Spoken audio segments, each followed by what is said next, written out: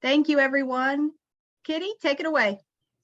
Thank you, everyone, for joining us this afternoon for a virtual conversation on book sales that come in all shapes and sizes. So we have three very exciting speakers today. Actually, that is now only two speakers because Nulani sent us an email just a little bit ago. She has been out of the country and she finally got back stateside. I think she had 4 different flights that were canceled, so she's trying to get back to Charleston. So she sends her apologies for not being part of our conversation, but we will all learn some great things today. So I will go ahead and begin by presenting our speakers. And to begin with, everyone welcome Brittany Gladden. Brittany is the director. Brittany, do a little wave so everybody knows you, okay? Is the president, well, actually not the president, but the director of the Friends of the Lexington Main Library. She comes from Lexington and she was actually on staff at the library at the main branch in Lexington as a youth services assistant.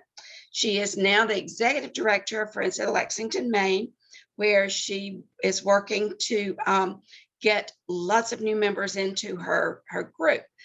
Part of her passion is graphic design, and you will see through her presentation today that she is very gifted in that aspect. So we welcome Brittany today. So Brittany, if you would like to go ahead and give us your presentation, and then when you finish, I will introduce Deb and give everybody the lowdown on Deb as we go. So if you all will make sure that you are muted so that we can get good volume and clarification in Brittany's presentation. Thank you.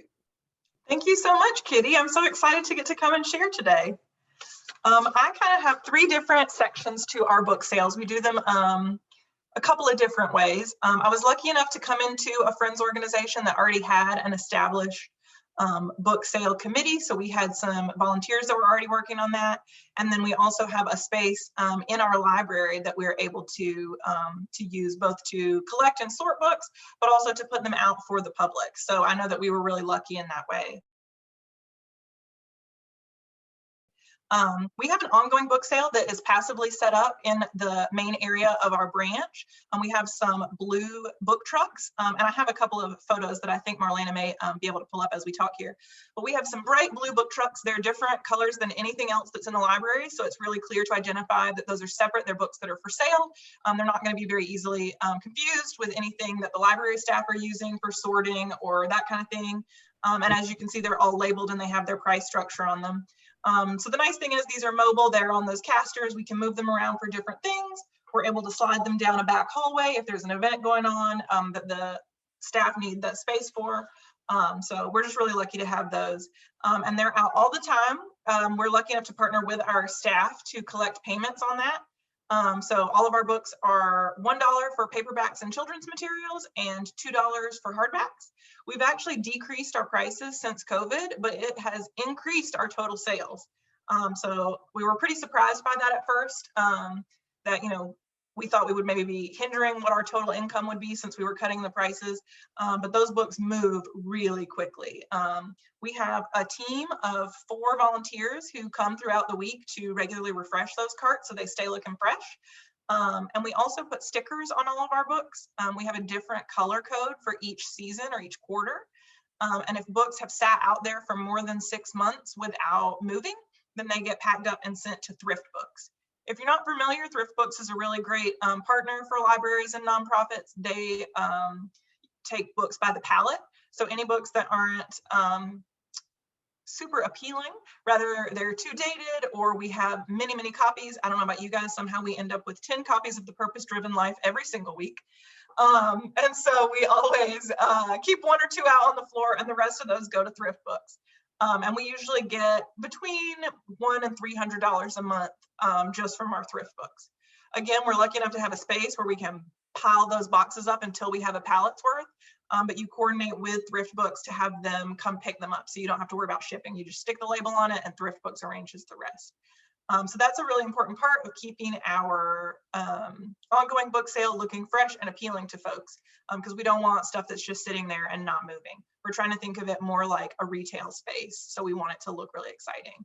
We've also added some front-facing selections so that when people come in, the first thing that they see are some of our most enticing titles that kind of lures people over to come through the book trucks. And we may also have a photo of that that has our logo on the front.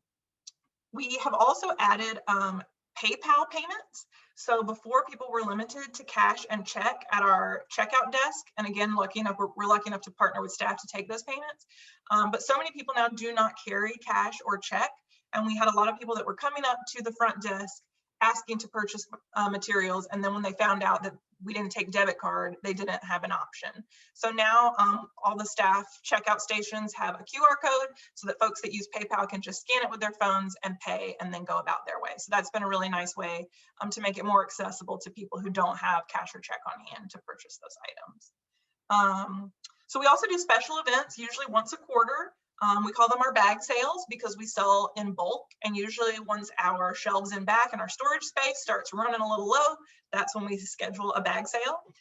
We get big brown grocery bags donated by a local grocer. Lowe's Foods donates hundreds of those big brown bags for us, and people can buy whatever fills the bag as long as the handles touch for $15. People get really excited about this. Even our staff members, for weeks ahead of the book sale, will start like squirreling away a little pile of what they want to go in their bag. So it's really fun, and people come with tons and tons of good stuff. Now that is a little more volunteer heavy. So usually we schedule probably 8 volunteers. We have shortened the amount of our sale. So now it just runs on Saturdays from about 9 o'clock to 3 o'clock. It used to be an all weekend thing, but we found that when we gave people less time, they just all still came, just all at once. So it made it a little easier on our volunteers rather than trying to man a table with checkout for days and days. So that's what we've done.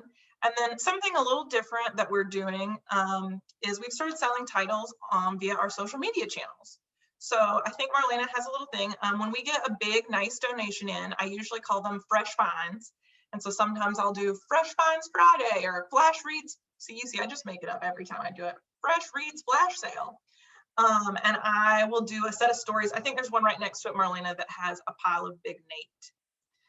So usually anytime there's a large collection of a specialty item, like we get the whole Little House on the Prairie series, or we get a big collection of cookbooks, or something that's going to take up an entire shelf on its own and may take weeks to sell one at a time, I'll post just like this, and it goes onto our Instagram and our Facebook page. And most of the time, if I'm there working on the books, if I post something like this, it's sold before I leave for lunch. So people respond really quickly. We put them with our library holds in a brown bag with their name on it, and they just drop by and then they pay with that cash check or QR code, just like they do for our regular book sale. We started with building up our social media, audience. And part of that was really tricky because it's, I think, a lot about consistency. In a perfect world, we would do those flash sales every Friday or every Monday. We're not up to that quite yet because I'm the only one that manages the social media accounts, and sometimes there's just too much more on my plate. But we really started trying to make sure that constantly we were posting stories so that people were getting used to looking at our stories, even if it was just photographs of event flyers from the wall on the library, or a display that the librarians had done, or something on our stories almost every day before we introduced those flash sales. So those are the big things. We also did start doing, we did a couple of giveaways from signed author books that we had, and that really drove a lot of people to our page that then eventually became our retail or our resell sellers. Oh, these are some of our volunteers here working at our book sale. That is a table just of cookbooks. So you can see we get like these huge, big collections. And that can be really hard to store, which is why, like I said, when we get a big stack of nice cookbooks, I'll list them for stories. And actually, we usually charge more when we do those social media sales than if we do one at a time, because it's a full collection. So like if I had, for example, this Big Nate, if I had every book in Big Nate, maybe they're only $1 a piece because they're children's and it's 15 titles, I might round it up to $20 because they're getting a whole set and they don't have to hunt. And I feel like there's an extra value in that. And so far, our patrons haven't had any problem with that. They've been excited to get it. Similarly, like I said, Little House on the Prairie, when we get a full collection of that, I mean, people are fighting over them. And then we have people that are disappointed that they didn't get to it in time. I'm like, you got to stay checking our stories. You never know what's going to post. So it really boosts our engagement to make sure that they have to check in with us. So those are the big three things that we do. We do our ongoing book sale, our special bag sales, and our social media. That's how Friends of Lexington, Maine does book sales. Thank you, Brittany. We appreciate that. We will have time after our next presentation for you all to ask questions. And if you have a question, if you want to go ahead and put it in the chat, please feel free to do that. And if you have joined us within the last few minutes after 2, would you in the chat list your name and your friends group name so that we know who is here today and we can correspond with you as well with that. So I will now introduce our next speaker. She is not a native South Carolinian. She came to us by way of Chicago, and she is from Beaufort. So this afternoon, let me welcome Deb Chevas. And I hope I did that good, Deb. I'm sorry if I didn't, but You did fine. she can redirect us with that in just a moment. But she does serve as the chair of the book sale, and she is the sorting room chair. Co-chair, I should say. So she'll tell us a little more about that. But she comes from an Irish German background, and she was introduced to books by her grandmother, like I'm sure a lot of us were.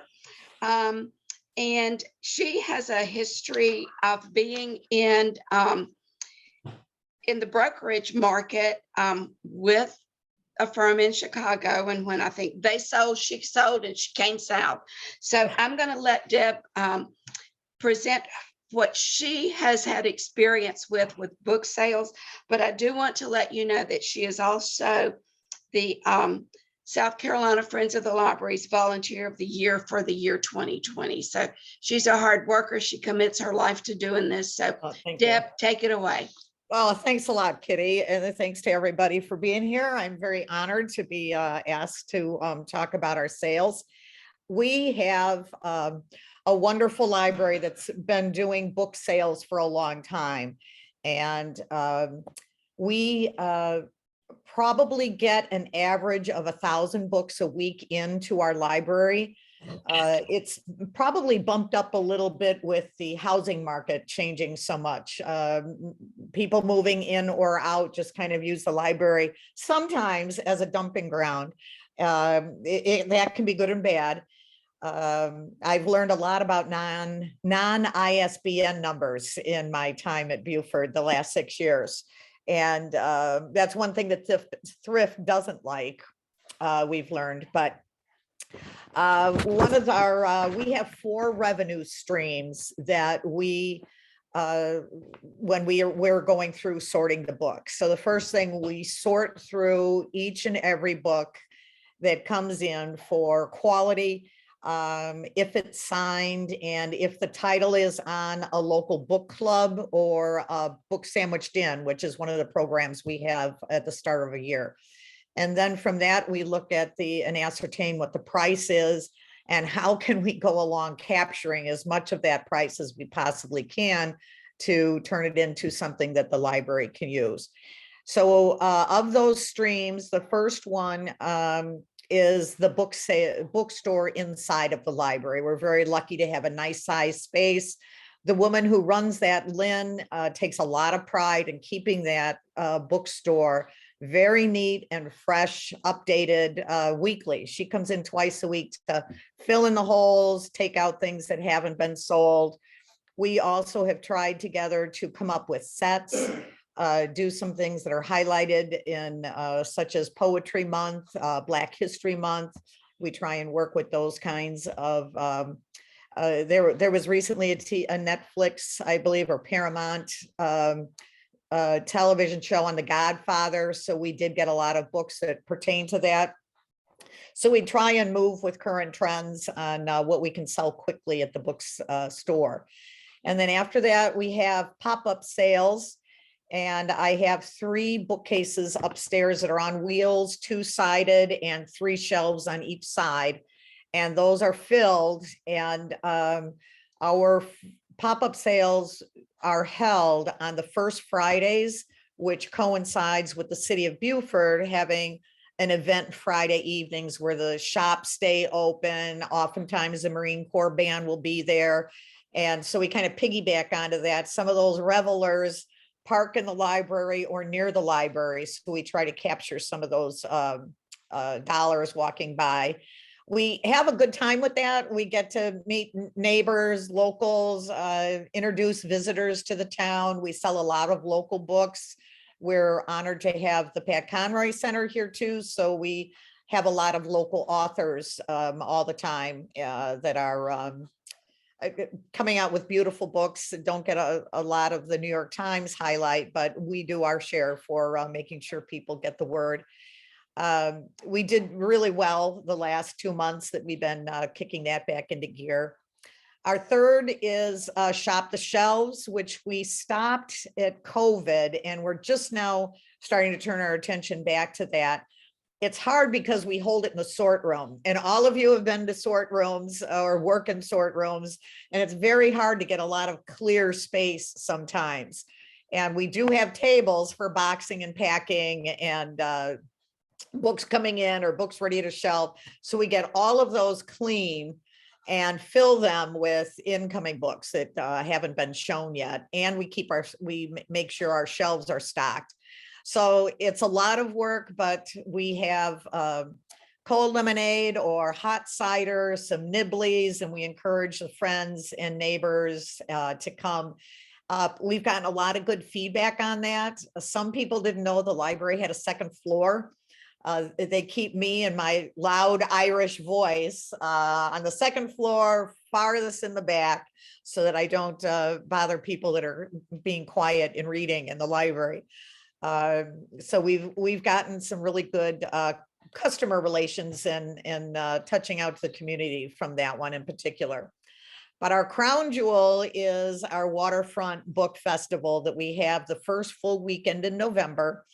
And this year, we're expecting about 500 boxes of books. We average maybe 50 boxes per book.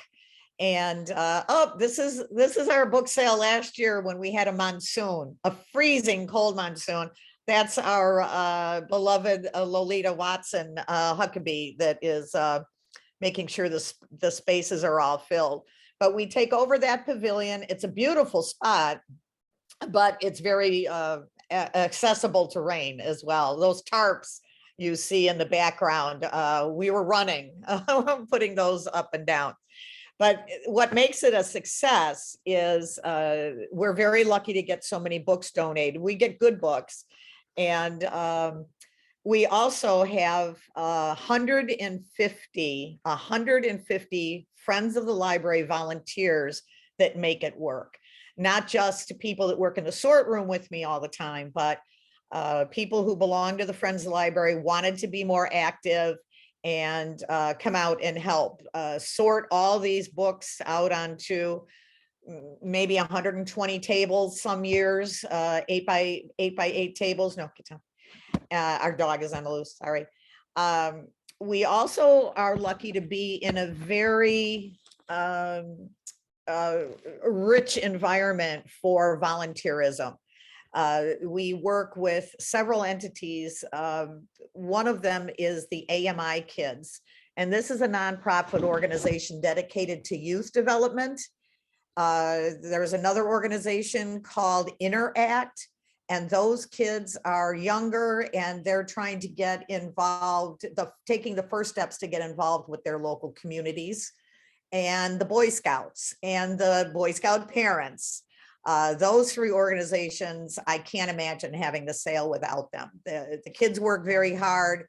The adults that come with them work very hard, and it's a full team, full Beaufort concerted effort.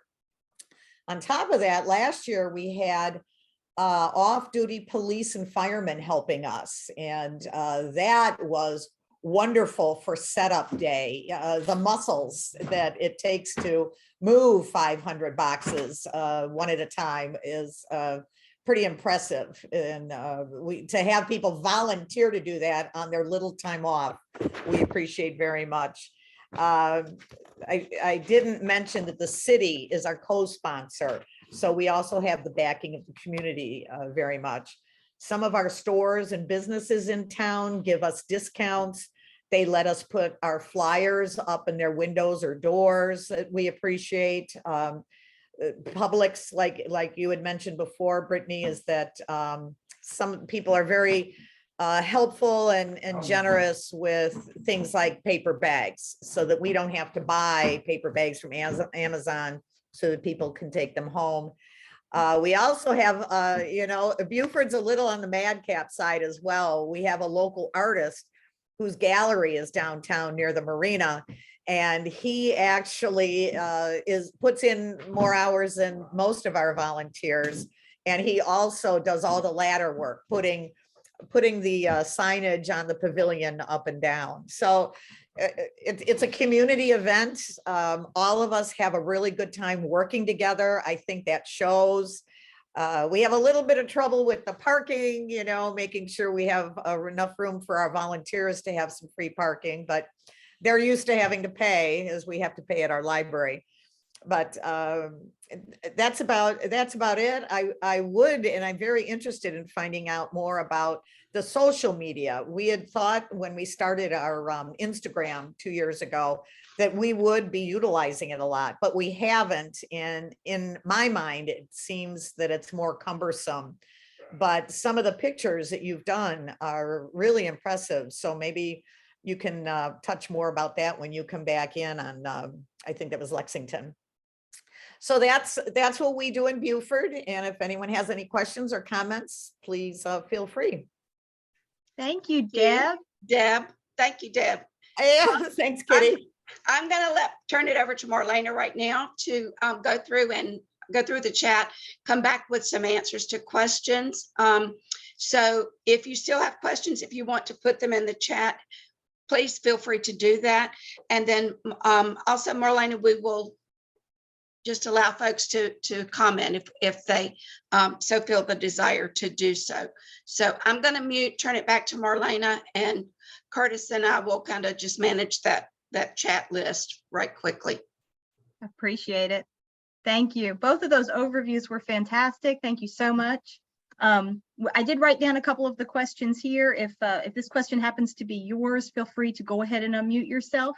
The first one that we had was Brittany. They were one of our attendees was asking about how much do you charge for that bag of books at your book sale? Yeah, so right now our price is set at $15.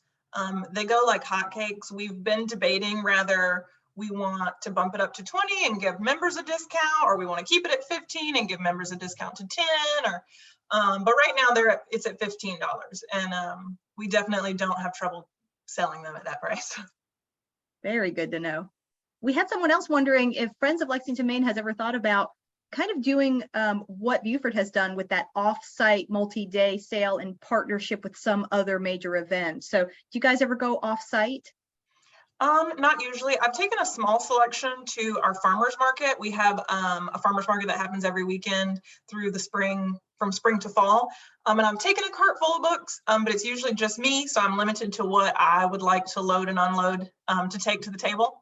And they weren't really popular. Our gift shop items are usually what we highlight at that. So it just wasn't worth it. I think that's something we could consider, but currently we don't have the volunteer infrastructure.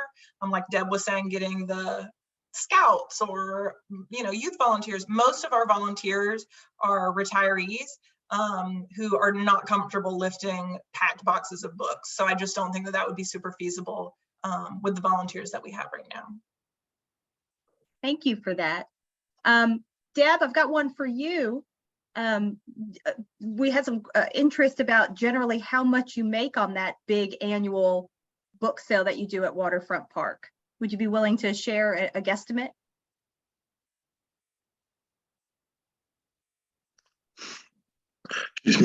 I'm muted for the dog.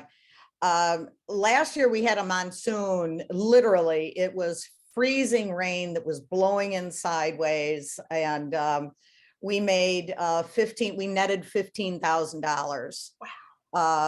So on a really good weekend, like we're going to have this year, we're hoping to really bury that number and do really, really well. I'm a little nervous, and Lolita will tell you I have no trouble talking, but I forgot one of our main sources of income too is eBay. We do a lot on eBay, and we've been on eBay for a long time. We can get a book. I even brought show and tell. We got this book in, and we check every single book for signatures. I mean, no kidding. I do a quick check on some of them, but before they get shelved or boxed, our volunteers in the sort room check every single book. This is actually signed by Arnold Palmer, and we've had a signed Ronald Reagan this year. We've had a lot of really interesting things to put on eBay, and it's surprising how quickly some of that'll go, and how even Ronald Reagan is getting knocked down in price. So you never know what's going to sell or not. And it is a little depressing at the end of a month when I take books off. It's like, oh, I was sure it was going to go, but you never know what's going to be hot or not. Like you were saying, when you get a set in, that's something that we've been starting to do a little bit more. We got 15 of Cahill Gibran, and we also got 12 Georgette Heyer. And those sets are, we put on eBay. The Georgette Heyer went, but I'm going to relist Cahill Gibran, if I'm pronouncing that correctly, pretty soon, because sets are surprisingly, they'll go pretty quickly. I agree with you on that. Thank you, Deb. I appreciate that. So, talking about having those books left over and kind of, okay, we didn't sell on eBay, didn't sell in site, what is our next option? We've heard a couple different times people talking about thrift books, as kind of a last ditch effort. We had a question from Terry about just kind of the, is it worth the value? We do know that you get very little compared to what you could sell that book for in the store, but if you're not selling it in your library or at your sale, then it's better than nothing. So Brittany and Deb, did you want to talk a little bit about how you have felt the value of thrift books has been? Maybe share, if you're willing to, how much you make each month on that? Deb, you want to go first, Brittany? Sure. Yeah. So you do have to pay for shipping. So that's the price out of the front. But it comes out of what they sell, you don't have to actually pay it out of pocket. And then you get 50% of the sale price. So, not spectacular when you're thinking about selling, retail or eBay.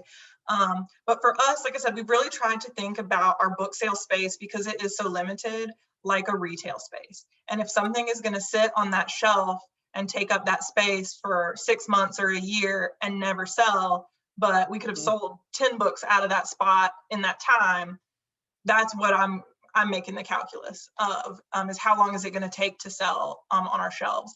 And I think we've attracted a lot of attention to the book sale because from a distance, when we weren't being more selective about what books we put out, they looked sad. They looked run down and you couldn't read all the titles and it looked just unappealing. And so people weren't walking over. Whereas when all of those shelves, the spines look really crisp, we had people come in and say, oh my gosh, this looks like I just walked into Books A Million. And I'm like, that's what, they're walking over, they want to see what kind of deal they're going to get instead of like, oh, I'm kind of digging through the trash. Do you know what I mean? And sometimes when we get a big donation of very well-loved books, paperbacks maybe from the 80s or 90s, if we put a bunch of those out, on a shelf, that whole shelf looks dated and is just not as attractive to buyers. So that's part of our calculus when we go to thrift books. We're signed up with Thrift. They have a library program, and we call them, we're already settled with them for our November sale. And what that means is that we will sort the books that are left out after the sale. Some of them will be recycled locally. We've expanded our list this year to invite a lot of nonprofit organizations in the Beaufort area to take books starting at 3 o'clock, and they can take books that they can resell in their shops or put in their nursing homes or wherever they distribute. What is left over and has an ISBN number and goes according to the list that Thrift gives us, then we'll box those, palletize them, and they'll come to get them the next day. They don't work on the weekends, so one of the volunteers, we go and meet them at the truck at the pavilion. We pay half of the driver and the truck, and then we get like 35% of the sales. And we're so glad to have a good place for the books to go that that's fine with us. We're very happy to have those books have another shot at somebody else enjoying them or discovering them. I think it's a big part of a book sale is, you want to have your book sale, but at the end you have to have game plan for what are you going to do with the things that are left over. Yes. We've got a hand raised. We've got a couple more questions in the chat. Fantastic questions. If we do not get to all of them today, please know that we will continue the conversation via email. We will share contact information.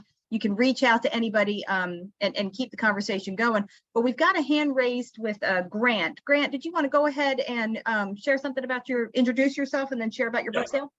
I'm Grant Jackson. I'm the president of Friends of the Irmo Branch Library. I just wanted to add to the thrift books discussion. We've just recently started using thrift books during COVID.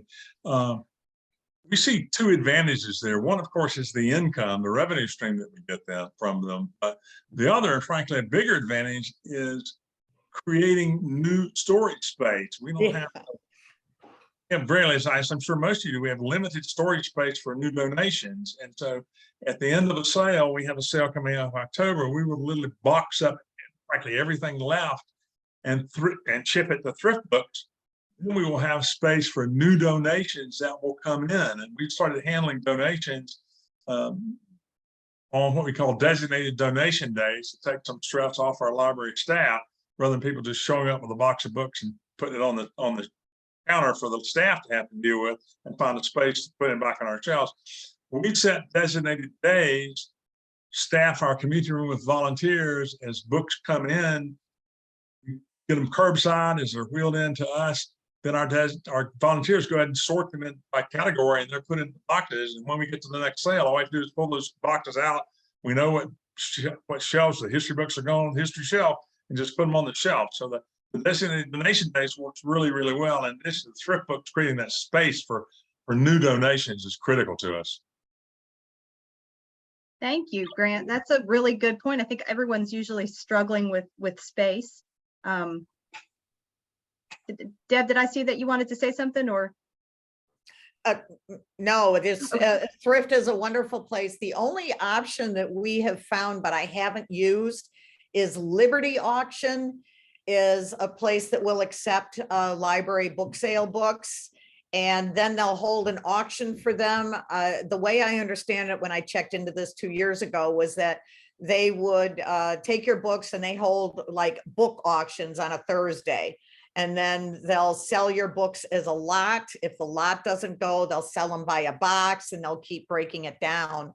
And you can be there if you want to, travel to get there and then sit in a warehouse and watch your books dwindle down. But we also have investigated whether we should hire a truck driver and then get a truck from U-Haul and bring the books down to the Atlanta side of thrift, but that just seemed way too complicated and too much responsibility, liability wise.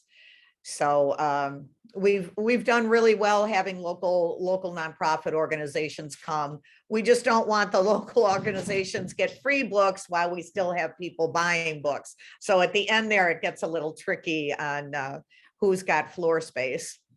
That's a good point. We did get a comment about little free libraries are always an option when you have some additional books that really aren't moving. Little free libraries is one. Grant, I'm going to jump back to you if you're willing. Somebody is specifically asking about your weekend sale coming up in October. Just generally, is it on site? What are your hours? How do you plan to run that? It's on site. We have gone back to on site. We did a couple of one-day outdoor sales during COVID.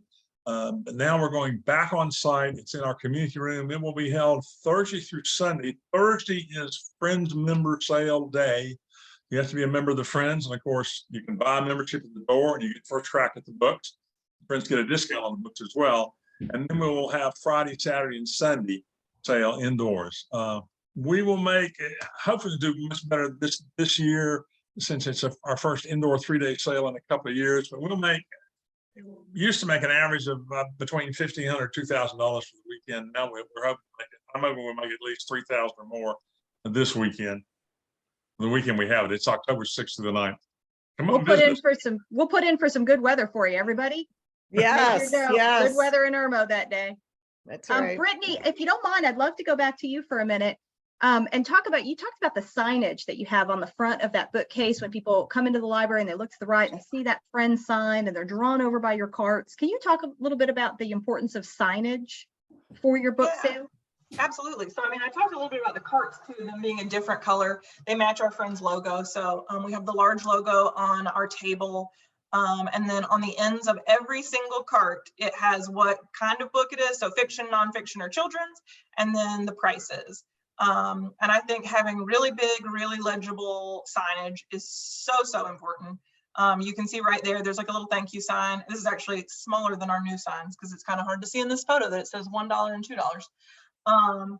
But it's also part of the reason that we simplified our pricing structure. Yeah, there you go. So that it's super clear to people what their expectation is by the time they walk up to the checkout counter. It's clear these books are for sale. It's clear what the price is. In the past, we had some stickers that had different values, different colors had different values. But a lot of people were getting mixed up about what qualified as what. So now hardback, paperback, children's is our thing. So yeah, super clear, super legible. We use templates off of Canva. Canva also offers free premium memberships to nonprofits. So if your friends group does not have a premium Canva membership, I would super recommend it because it makes it really easy to just customize. You drop your logo in and it's ready to print. Our resident expert on marketing and communications, Dr. Curtis Rogers, does a fantastic program on the importance of signage as well as marketing and PR options that are available to Friends groups. So that is available on the Friends of South Carolina Library's YouTube page, also on our website. If you check the chat, Curtis has put a link to that Canva nonprofit. So, and I can tell you the Friends of South Carolina Libraries uses it as well. So thank you, Brittany, for talking a little bit more about the importance of signage. You know, sometimes that little bit of investment, pop-up banner, 2-foot by 3-foot foam board, you know, getting that signage, you put a little bit out, but usually you can reap a lot back. Deb, I was wanting to go back to you for a minute. We have a question about your eBay, you know, because I think you were the only one that right now have mentioned doing that on eBay, selling books on eBay. Do you have a dedicated volunteer team, or is it the Deb show? It's just me. I'm not much of a show, but it's just me. I've learned a lot in 6 years, and we're really particular when we do our descriptions. I list all the flaws. We do, eBay allows 12 pictures of the book. So right off the bat, it's got all sides, the back and front, and then all 4 edges. And we do front and back of the dust jacket as well. I don't want to run into a problem where someone is disappointed in a book. If they know up front and they buy it, then that's fine. So that's one thing that sometimes people are like, wow, you really described this book and it's coming across not so well, but I'd rather be safe than sorry, you know, with a negative comment or somebody disappointed. We've had really good luck with eBay, but it's really time consuming. I do most of that at home because if I'm going to be working on something that takes a lot of research or some time, then I'd rather be home doing that, kicking back instead of sitting in an uncomfortable too high chair at the sort room.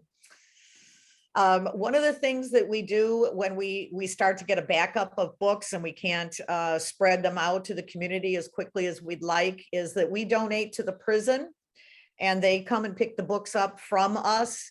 So when there's a heavily armed gentleman with a weapon pouch and wearing Kevlar and he comes to our library desks and asks to see Deb, it is not a thing to panic about. We're okay. He's just going to use the paddy wagon to transform books into reading material for the inmates. So that's one thing we do. We also have tried very hard to connect with all of the little Friends of the Library sites, but unless they're registered, it's hard for us to connect with them. Most of them know that we will help them with filling their books. We have a lot of children's books. We have a wide variety, like everybody gets, I think. And we also have started a free cart so that if you have something that we either have, there's that one Tom Brokaw book about the greatest generation. I swear sometimes it feels like we get 3 in a week. So we cut it off after about 2 months and then we give those out for free on a cart that we have in the library lobby. And there's other books that don't quite, we want to keep the book sale really clean and as nice a book and a copy as we can possibly offer at our prices, which are generally $2 a hardcover and $1 for a paperback.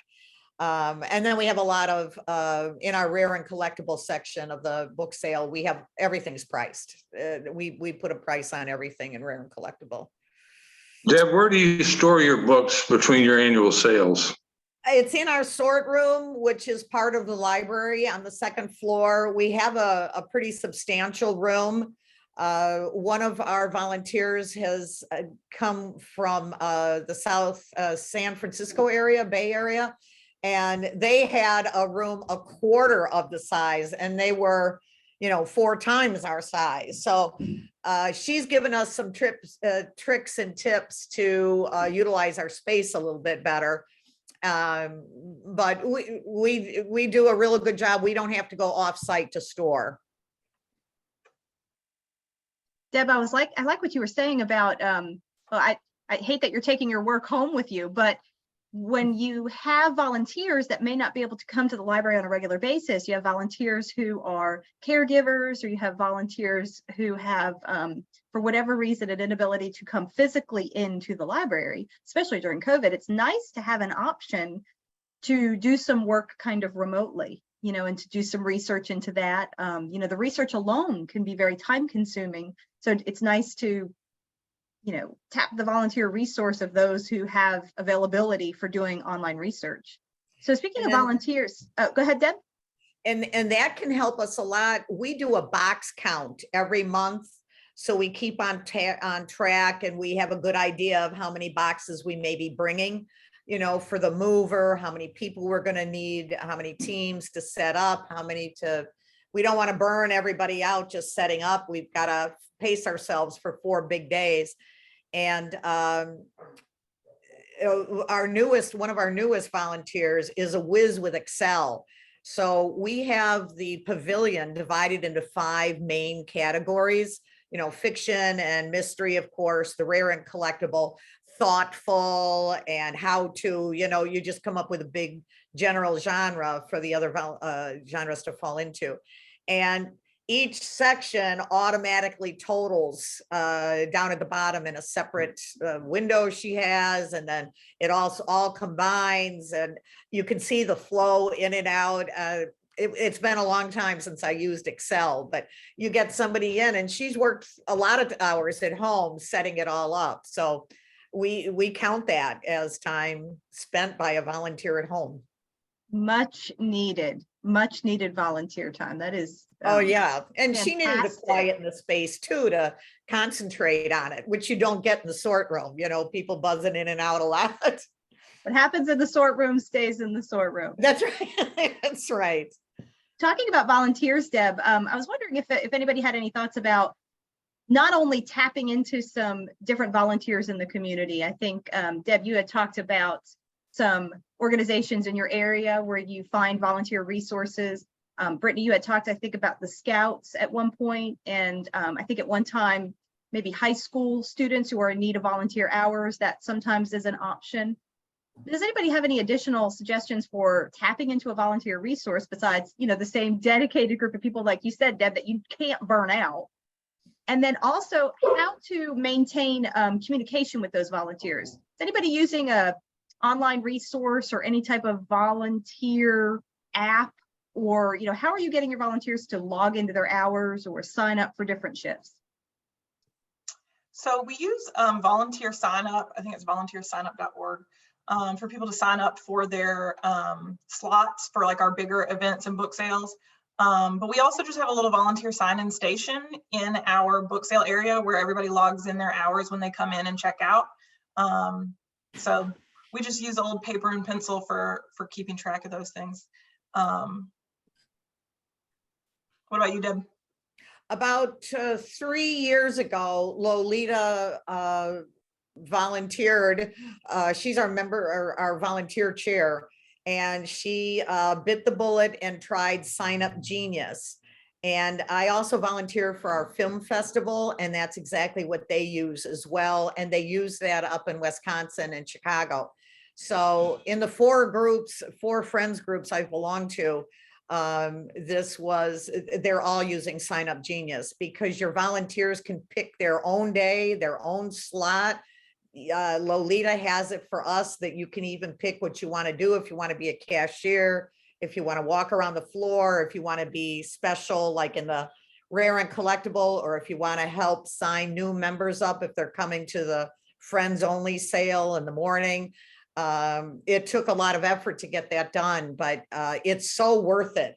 It takes, like I had mentioned before, it's 150 of our volunteers, and then all the AMI kids and the Interact kids and the Boy Scouts. We don't even have to worry about them because their own organizations, like Matthew Kingdom for the AMI kids, handles what his kids are going to be able to help us with. But it takes a lot of that pressure off of the volunteer person, because everyone, they want to see everything that they can do and what hours work best for them. So that's worked out well for us. Thank you, Deb. It's a great point. When you volunteer for something, you kind of like to know what to expect when you show up. You kind of want to know what you're walking into. So it's nice to know in advance. Mm-hmm. So I'd like to open the opportunity. I know everybody has been putting questions into the chat, but are there any other friends groups who have not shared a question or comment that would like to go ahead and take this opportunity to either unmute yourself and introduce yourself and say hello and share whatever you would like, or you may put it into the chat. We can continue to read questions out of the chat. If you're not looking at the chat, please go ahead and do that. There's some great resources in there. As our different speakers have shared information, Curtis or myself have put links to some of these different either apps, websites, activities into the chat. So you're welcome to check that out. We will have a listing of what's in the chat available. So if you want to email us at fossilpresident@gmail.com, we can always get you anything. If you missed it, don't feel like you have to take notes. I don't see anything in particular in the chat right now, but I'll go ahead and keep an eye on that. All right, but again, if you're Marlene, I have a question for the group in as a whole. The folks that have presented today, especially Deb, they have large groups of volunteers. Mm-hmm. And it takes a large group of volunteers to have a very successful group. I am assuming that many of us do not have that number of volunteers. So how do you manage your book sale if you have a smaller group of volunteers, but yet you need to do something greater than selling 3 or 4 books?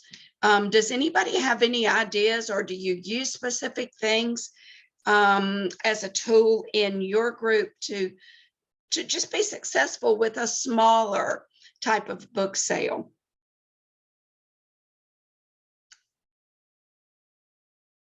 When I was in, this is me again, when I lived in Wisconsin, we lived in the middle of 3 horse farms. We were very, very rural.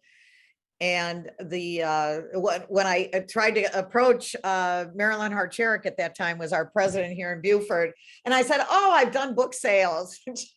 You know, we all the members just put a couple boxes in our cars and drove over to the riding stable and laid them out on tables. So that was my experience before. It was the few people that were involved did all of the work, Right. and That's what I'm used to. That's not as easy. Yeah, it would be great to have 150 volunteers. I know. It would be great we're to have so 150 members. Yeah. So, yeah. But it takes a lot of planning, practice, trial and error, to make yourself successful. And I don't want any of us thinking that anything we do is minuscule, because it's not. It makes a difference. If it makes a difference for one child that loves to read and can't afford to go to the public bookstore and buy a book, they can actually get the books on loan from our branches, or we can give them books through our friends groups and through the sales on the free tables, if nothing else. So I just think it's very important for us to try to investigate all avenues of doing these things. So yeah, anybody else with a question or comment? Kitty, I've got one here. Yeah, okay. Taylor was asking about any comments on selling on Amazon. So I have not, I haven't tried that. Yeah. no, I don't. Is it similar to eBay, Terry? It's easier. It's much easier on Amazon.